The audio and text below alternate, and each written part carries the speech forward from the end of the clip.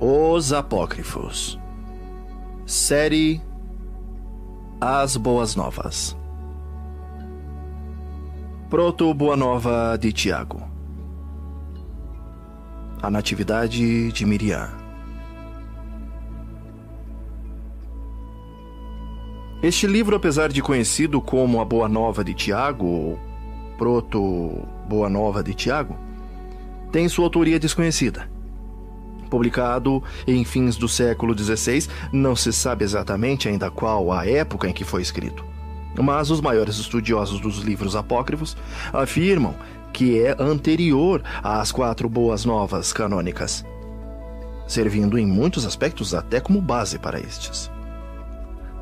A Proto-Boa Nova de Tiago conta a vida de Miriam, seu nascimento, de Haná e Joaquim, considerados estéreis, de como foi a sua educação no templo e até a sua puberdade, e como se deu a escolha de seu futuro esposo, Yosef, velho, viúvo e pai de 6 filhos: Judas, Josetos, Tiago, Simeão, Lígia e Lídia.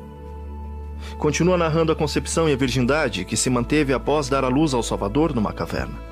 Fala da estrela misteriosa e radiante que guiou os magos até a caverna e da nuvem de luz que pairou sobre o local na hora em que Adonai Yeshua nascia. Narra também a participação da parteira que testemunhou a virgindade de Miriam após o nascimento de Adonai. E cita o testemunho de uma parteira que constatou a virgindade de Miriam após dar à luz. Capítulo 1. Segundo narram as memórias das 12 tribos de Israel, havia um homem muito rico, de nome Joaquim, que fazia suas oferendas em uma quantidade dobrada, dizendo: o que sobra ofereço para todo o povoado, e o devido na expiação dos meus pecados será para Adonai, a fim de ganhar-lhes boas misericórdias. Chegou a grande festa de Adonai, na qual os filhos de Israel devem oferecer seus donativos, e Rubem se pôs à frente de Joaquim, dizendo-lhe: não te é lícito oferecer tuas dádivas, enquanto não tiveres gerado um rebento em Israel.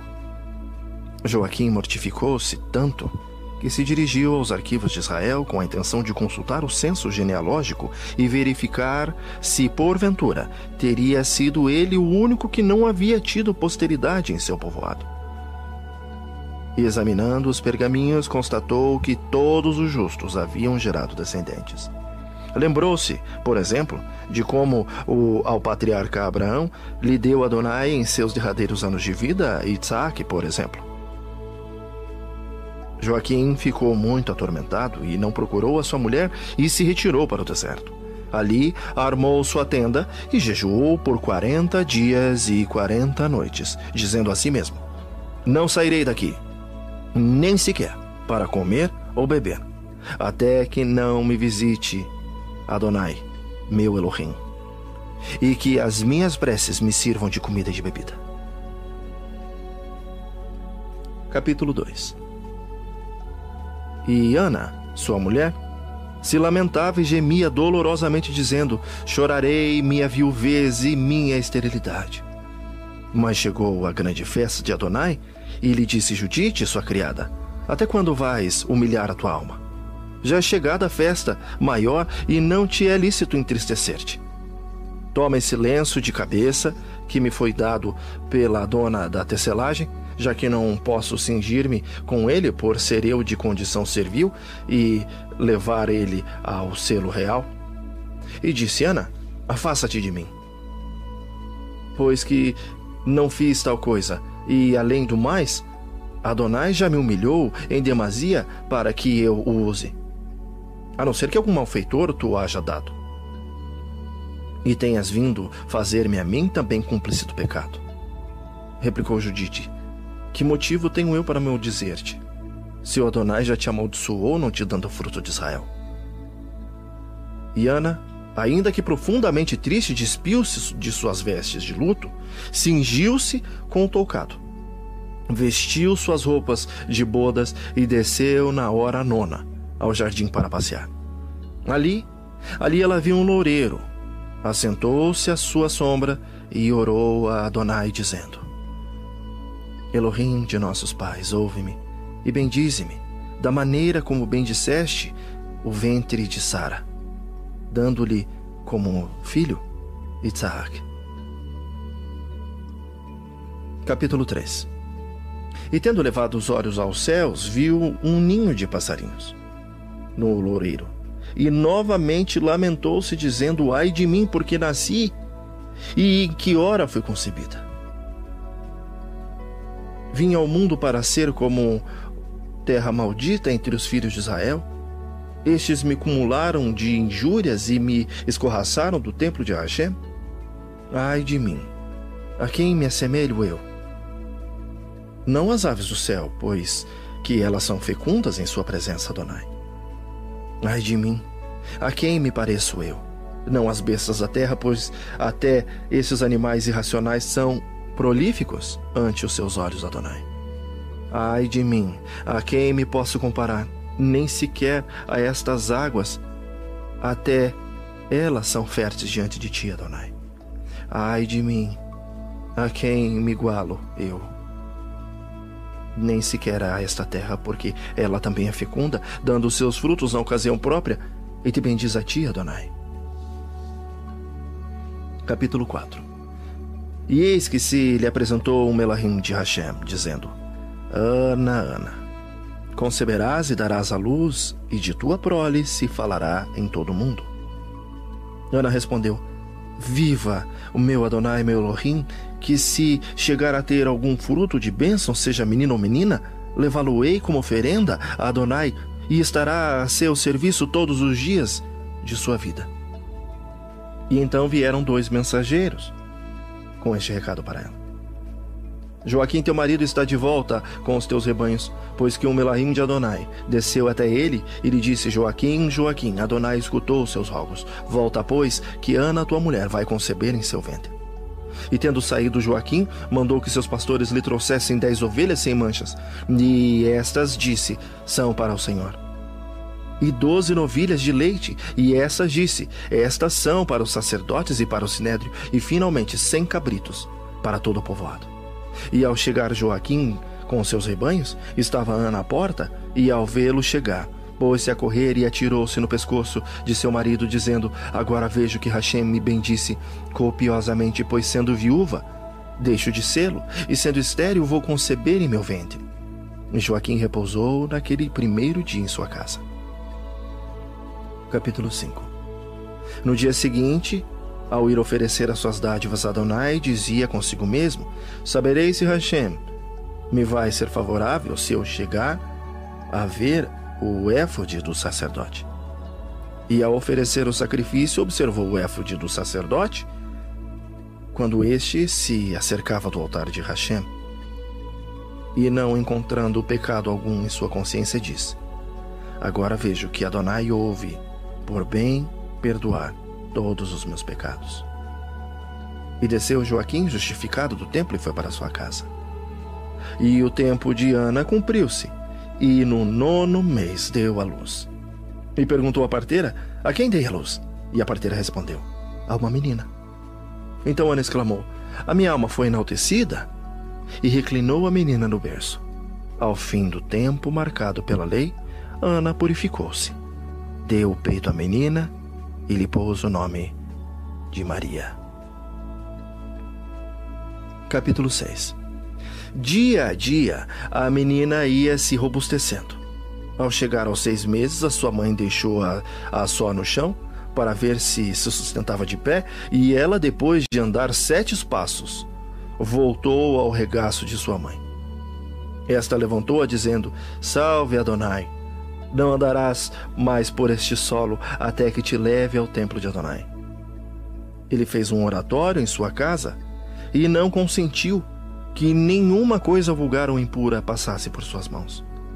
Chamou, além disso, umas donzelas hebreias, todas virgens, para que a entretivessem.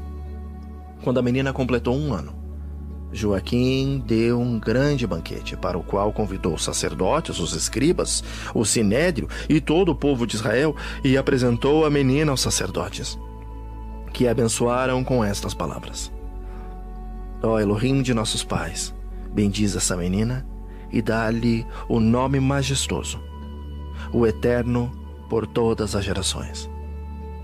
Ao que todo o povo respondeu: assim seja, assim seja, assim seja, Elohim é fiel.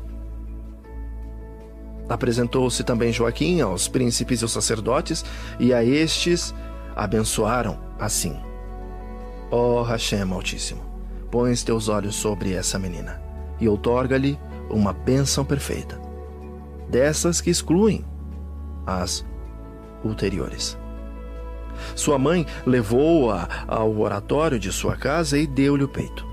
Compôs então um hino a Adonai Elohim, dizendo: Entoarei um cântico a Adonai, meu Hashem, meu Elohim, porque me visitaste, afastaste de mim o opróbrio de meus inimigos, e me deste um fruto santo, que é único e múltiplo a seus olhos.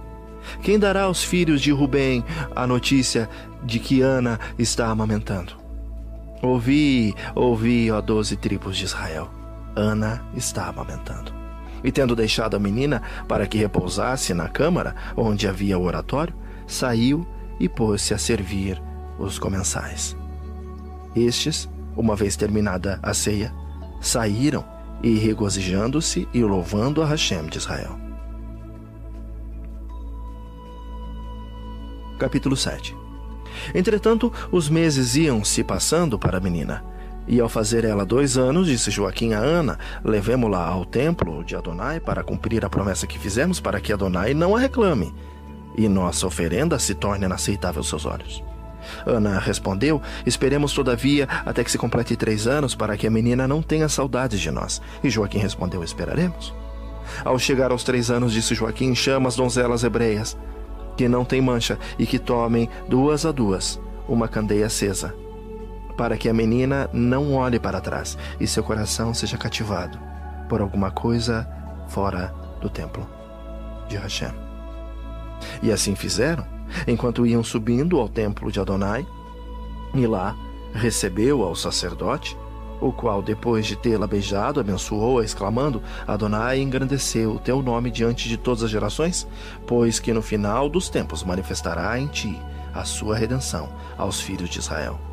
Então fê-la sentar no 3º degrau do altar.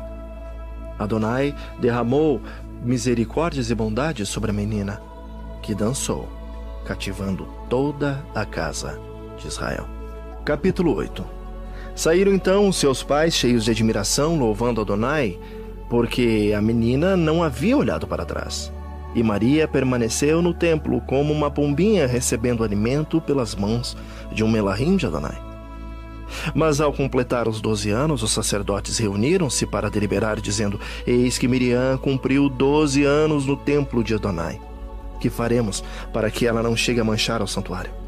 E disseram ao sumo sacerdote: Tu que tens o altar a teu cargo, entra e ora por ela, e que Adonai, o que ele te disser, isso será o que haveremos de fazer. Então o Cohen Gadol, o sumo sacerdote, cingiu-se com o manto das 12 sinetas, entrou no Santo dos Santos e orou por ela. Mas eis que o melahim de Adonai apareceu, dizendo-lhe: Zacarias, Zacarias, sai e reúne a todos os viúvos do povoado, que cada um venha com um bastão, e aquele em quem Adonai fizer um sinal singular, este será dela esposa. Saíram os arautos por toda a região da Judeia, e ao soar a chofar de Adonai, todos acudiram. Capítulo 9. José, deixando de lado a sua ancha, saiu-se e uniu-se a eles. Uma vez que se juntaram todos, tomaram cada qual o seu bastão e puseram-se a caminho à procura do sumo sacerdote. Então tomou todos os bastões, entrou no templo e pôs-se a orar. Terminadas as suas preces, tomou de novo os bastões e os entregou. Mas em nenhum deles apareceu sinal algum. Porém, ao pegar José o último, eis que uma pomba saiu dele e se pôs a voar sobre sua cabeça. E então o sacerdote disse: a ti coube a sorte de receber sob a tua custódia a Virgem de Adonai. José replicou: eu tenho filhos e sou velho, enquanto que ela é uma menina. Eu não gostaria de ser objeto de zombarias por parte dos filhos de Israel. Então tornou o sacerdote: teme Adonai Elohim e tem presente o que fez ele com Datã, Abirom e Coré, de como abriu-se a terra e foram sepultados por sua rebelião. E teme agora tu também, José, para que não te aconteça o mesmo com a tua casa. E ele, cheio de temor, recebeu-a sob sua proteção. Depois disse-lhe: tomei-te do templo, deixo-te agora em minha casa e vou continuar minhas construções. Logo voltarei. Adonai te guardará. Capítulo 10. Os sacerdotes então reuniram-se e concordaram em fazer um véu para o templo de Adonai. E o sacerdote disse: chama algumas donzelas sem mancha da tribo de Davi. Os ministros se foram e, depois de terem procurado, encontraram 7 virgens. Então o sacerdote lembrou-se de Miriam, de Maria, aquela jovenzinha que, sendo da estirpe davídica, se conservava imaculada aos olhos de Elohim. E os emissários a foram buscar. Depois de as terem introduzido no templo, disse o sacerdote: vejamos qual há de bordar o ouro, o amianto, o linho, a seda, o zircão, o escarlate e a verdadeira púrpura. E o escarlate e a verdadeira púrpura couberam a Maria, que, tomando-as, foi-se para sua casa. Naquela época, Zacarias ficou mudo, sendo substituído por Samuel, até quando ele pôde falar novamente. Maria tomou em suas mãos o escarlate e se pôs a tecê-lo. Capítulo 11. Certo dia pegou Maria um cântaro e foi enchê-lo de água. Mas eis que ouviu uma voz que lhe dizia: Hashem te salve, cheia de misericórdia. Adonai está contigo, bendita é entre as mulheres. E ela olhou à sua volta, à direita e à esquerda, para ver de onde vinha aquela voz, e tremendo voltou para casa, deixou a ânfora e pegou a púrpura, sentou-se no divã e pôs-se a tecê-la. Mas logo o Melahim de Adonai apresentou-se diante dela, dizendo: não temas, Miriam, porque alcançaste misericórdia e bondade ante Adonai, e vais conceber por sua palavra. Mas ela, ao ouvi-lo, ficou perplexa e disse consigo mesmo: deverei eu conceber por virtude de Hashem e haverei de dar à luz como as demais mulheres? Ao que lhe respondeu Melahim: não será assim, Maria, pois que a virtude de Adonai te cobrirá com a sua sombra. Depois, o fruto santo que deverá nascer de ti será chamado Filho do Altíssimo. Chamar-lhe-ás de Yeshua, pois ele salvará seu povo de suas iniquidades. Então Miriam disse: eis aqui a serva de Adonai em sua presença. Que isso aconteça a mim conforme a tua palavra. Capítulo 12. E concluindo seu trabalho com a púrpura e o escarlate, levou ao sacerdote. Este abençoou, dizendo: Miriam, Adonai enalteceu o teu nome, e serás benditas entre todas as gerações da terra. Cheia de alegria, Miriam foi à casa de sua parenta Isabel, chamou-a da porta, e ao ouvi-la, Isabel largou o escarlate e correu para a porta e abriu-a, e ao ver Miriam, louvou-a, dizendo: que fiz eu para que a mãe do meu Adonai venha na minha casa? Pois saiba que o fruto que carrego em meu ventre se pôs a pular dentro de mim, como que para bendizer-te. Mas Miriam se havia esquecido dos mistérios que o Mark Melahim Gabriel comunicara. E elevou os olhos aos céus e disse: quem sou eu, Adonai, para que todas as gerações me bendigam?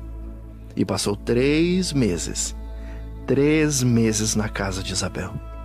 E dia a dia seu ventre aumentava, e cheia de temor, pôs-se a caminho da casa e escondia-se dos filhos de Israel.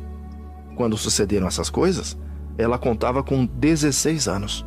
Capítulo 13. Ao chegar Miriam ao 6º mês de gravidez, voltou-se de suas construções e, ao entrar em casa, deu-se conta de que ela estava grávida. Então feriu o seu próprio rosto, Jogou-se no chão sobre uma manta e chorou amargamente, dizendo: como é que eu vou me apresentar agora diante de meu Adonai? E que oração direi eu agora por esta donzela, pois que a recebi virgem no templo de Adonai e não a soube guardar? Será que a história de Adão se repetiu comigo?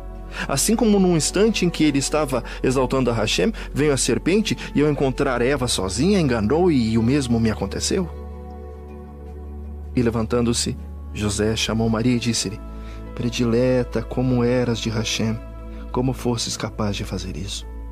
Acaso te esqueceste de Adonai teu Elohim? Como pudestes vilipendiar tua alma? Tu que te criaste no Santo dos Santos e recebeste alimento das mãos de um Melahim. Ela chorou amargamente, dizendo: sou pura e não conheço varão algum. De onde, pois, provém, replicou José, o que carregas no seio? Ao que Miriam respondeu: pelo Adonai, meu Elohim, eu juro que eu não sei. Eu não sei como aconteceu. Capítulo 14. Yosef então encheu-se de temor e retirou-se da presença de Miriam e pôs-se a pensar sobre o que faria com ela. Dizia consigo próprio: se eu escondo o seu erro, contrario a Torá. E se eu a denuncio ao povo de Israel, temo que o que aconteceu a ela se deva a uma intervenção dos Melahims, e venha eu a entregar à morte um inocente. Como deverei proceder, pois? Mandá-la-ei embora às escondidas. E nisto caiu a noite.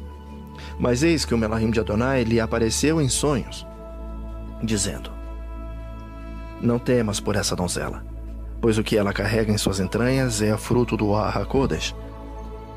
Dará à luz a um filho, lhe porás o nome de Yeshua, pois que ele há de salvar o seu povo de seus pecados. E ao despertar, Yosef levantou-se e exaltou a Hashem por haver-lhe concedido tal bondade, e continuou agora aguardando Maria. Capítulo 15. Mas por essa ocasião veio à casa de Yosef Anás, o escriba, que lhe disse: por que não compareceste à nossa reunião? Respondeu-lhe José: estava cansado da caminhada e decidi repousar esse primeiro dia. Mas ao voltar-se Anás, deu-se conta da gravidez de Maria. Então correu o sacerdote, dizendo-lhe: esse Yosef por quem respondes cometeu uma falta grave. O que queres dizer com isso? Perguntou o sacerdote. Ao que respondeu Anás: pois violou aquela virgem que recebeu do templo de Hashem com fraude de seu casamento e sem manifestá-lo ao povo de Israel. Disse o sacerdote: está certo de que foi Yosef que fez tal coisa? Replicou Anás: envia uma comissão e te certificarás de que a donzela está realmente grávida. Saíram os emissários e encontraram tal qual havia dito Anás, e por isso a levaram juntamente com José ao tribunal. E o sacerdote iniciou dizendo: Miriam, como fizeste tal coisa? O que te levou a vilipendiar tua alma e esquecer-se de Adonai Elohim? Tu criaste no Santo dos Santos, que recebia alimento das mãos de um Melahim, que escutaste os hinos e que dançavas na presença de Hashem. Como fizestes isso? E ela se pôs a chorar-se amargamente, dizendo: juro por Adonai meu Elohim, que estou pura em presença dele, e não conheci nenhum varão.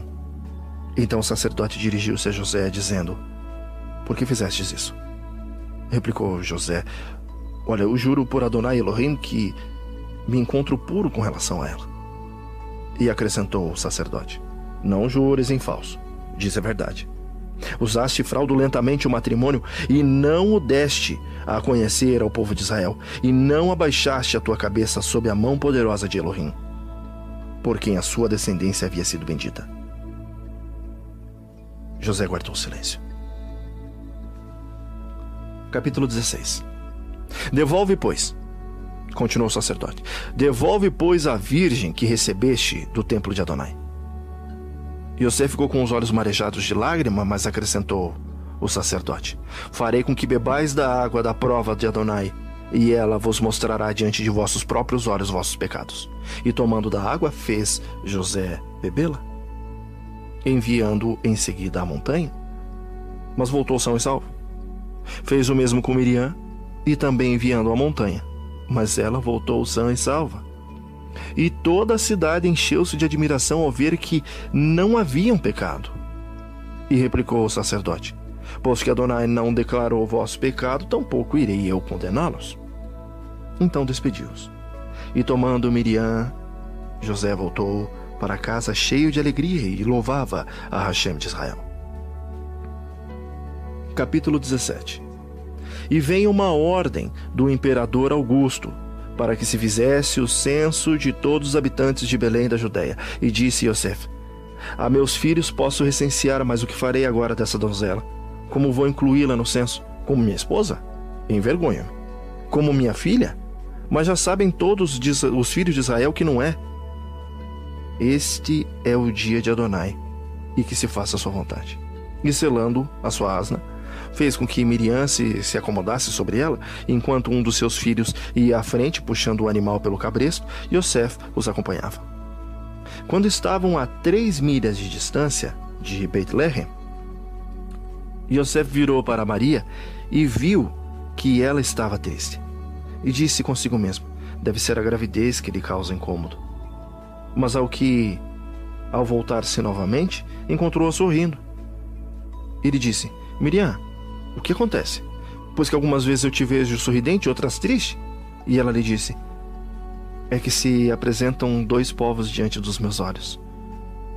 Um que chora e se aflige, e outro que se alegra e se regozija. Ao chegar à metade do caminho, disse Miriam a Yosef: desça-me, porque o fruto das minhas entranhas luta por vir à luz. E ele ajudou-a a apear da asna, dizendo-lhe: aonde poderia eu levar-te para resguardar teu pudor, já que estamos em campo aberto? Capítulo 18. E encontrando uma caverna, levou-a para dentro, e havendo deixado seus filhos com ela, foi buscar uma parteira hebreia na região de Belém. E eu, José, encontrei-me andando, mas não podia avançar. Ao levantar os meus olhos para o espaço, pareceu-me ver como se o ar estivesse estremecido de assombro. E quando fixei a vista no firmamento, o encontrei estático, e os pássaros dos céus imóveis. Ao dirigir o olhar à terra, vi um recipiente no solo e uns trabalhadores sentados em atitude de comer com suas mãos na vasilha. Mas os que pareciam comer, na realidade, não mastigavam, e os que estavam em atitude de pegar a comida tampouco a tiravam do prato. E finalmente os que pareciam levar os manjares à boca não o faziam, ao contrário, tinham seus rostos voltados para cima. Também havia umas ovelhas que estavam sendo tangidas, mas não davam um passo, ao contrário, estavam paradas. E o pastor levantou a sua destra para bater-lhes com o cajado, mas parou a mão no ar, e ao dirigir meu olhar à corrente do rio, vi como uns cabritinhos punham nela os seus focinhos, mas não bebiam. Em uma palavra, todas as coisas estavam afastadas, por uns instantes, de seu curso normal. Capítulo 19. Então uma mulher que descia da montanha me disse: aonde vais? Ao que respondi: estou procurando uma parteira hebreia. Ela replicou: mas és de Israel? E eu respondi: sim. E quem é? Acrescentou: a que está dando à luz na caverna. A minha esposa, lhe disse eu. Ao que ela replicou: então não é tua mulher. E eu respondi: é Maria, a que se criou no templo de Adonai, e ainda que me tivesse sido dada por mulher, não é, pois que a concebeu por virtude do Ruach HaKodesh. E interrogou-lhe a parteira: isso é verdade? José respondeu: vem e verás. Então a parteira se pôs a caminho junto com ele. Ao chegar à gruta, pararam, e eis que essa estava sombreada por uma nuvem luminosa, e exclamou a parteira: minha alma foi engrandecida, porque meus olhos viram coisas incríveis, pois que nasceu a salvação para Israel. E de repente a nuvem começou a sair da gruta, e dentro brilhou uma luz tão grande que os nossos olhos não podiam resistir. Esta por um momento começou a diminuir tanto que deu para ver o menino que estava tomando o peito de sua mãe, Miriam. A parteira então deu um grito dizendo: grande é para mim o dia de hoje, já que pude ver com os meus próprios olhos um novo milagre. E ao sair, a porteira da gruta veio ao encontro de Salomé. Salomé, exclamou, eu tenho de te contar uma coisa maravilhosa nunca vista. E é que uma virgem deu à luz, coisa que, como sabes, não permite a natureza humana. Mas Salomé replicou, pelo Adonai, meu Hashem, não acreditarei em tal coisa, se não me for dado tocar com os dedos e examinar a sua natureza. Capítulo 20. E havendo entrado a parteira, disse a Miriam, prepara-te, porque há entre nós uma grande querela em relação a ti. Salomé, pois, introduziu o seu dedo em sua natureza, mas de repente deu um grito dizendo, ai de mim, minha maldade e minha incredulidade é que tem a culpa. Por tentar a Elohim, desprende-se do meu corpo agora a minha mão carbonizada. E dobrou os joelhos diante de Adonai, dizendo, ó meu Elohim de nossos pais, lembra-te de mim, porque eu sou descendente de Abraão, de Isaque, de Jacó. Não faças de mim um exemplo para os filhos de Israel. Devolve-me curada aos pobres, pois tu sabes, Adonai, que em teu nome exercia minhas curas, recebendo de ti o meu salário.